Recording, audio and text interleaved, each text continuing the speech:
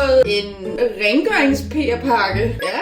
Og det er for noget, der hedder Sini. Så jeg tænkte i dag, at vi skulle prøve at fjerne min næste klinke med en af deres produkter. Eller vi varmt vand op. Så er der sådan en streg der, så ved du lige præcis, hvor meget du må følge i. 3, 2. Det er ligesom det der Cola og Mentos-agtigt. 3, 2, 1.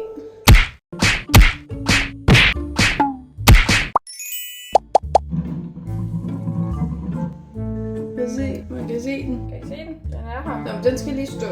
A few inches later. Nu er der gået cirka en halv time. Den ser sådan her ud nu. Selvom der er ført en klud med, så tænker jeg altså, at vi holder os til vores klamme skuresvamp. I dag der har jeg tænkt mig at fjerne mig og Anna Brunelles tegning. Jeg startede jo med at lave et græskar. Så lavede hun det om til en græskartærte. Og så har jeg så fikset tegningen. Beklager, Anna. Ej, og jeg ved bare, at det ryger ned.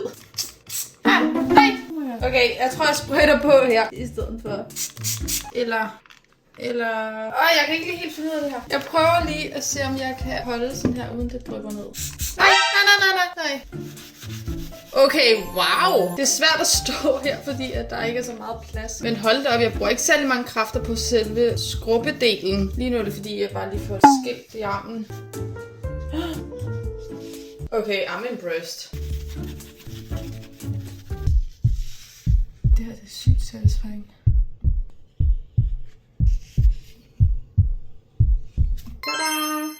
Hvis jeg skal bedømme det her produkt fra 1 til 5 ud fra, hvor god den var til at fjerne min klinke, så får den altså en 5, og jeg synes, det var virkelig godt. Og det giver jo god mening, for det her det er jo et rengøringsprodukt. Hvis du har det næste produktforslag, så må du meget gerne fortælle mig det nede i kommentarfeltet. Husk, jeg har altså ikke selv mange tilbage. Jeg har altså kun 5 klinker tilbage. Så jeg får skrevet jeres forslag nede i kommentarfeltet, og så vil jeg tage en kig på det. Og så kan det måske være, at jeg vælger en af jeres forslag nede i kommentarfeltet.